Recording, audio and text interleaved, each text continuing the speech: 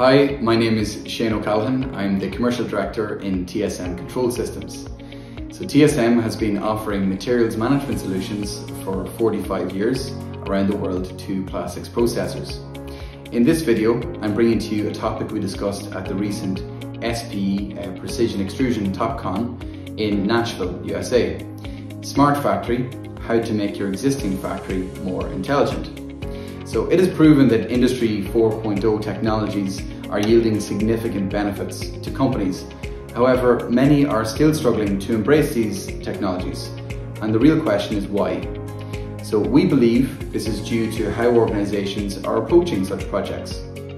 So in our recent blog, which accompanies this video, we discuss an approach to industrial Internet of Things projects, key value drivers, the main focal points of these transformations, and key considerations and solutions for executing industrial IoT projects for real value in your organizations.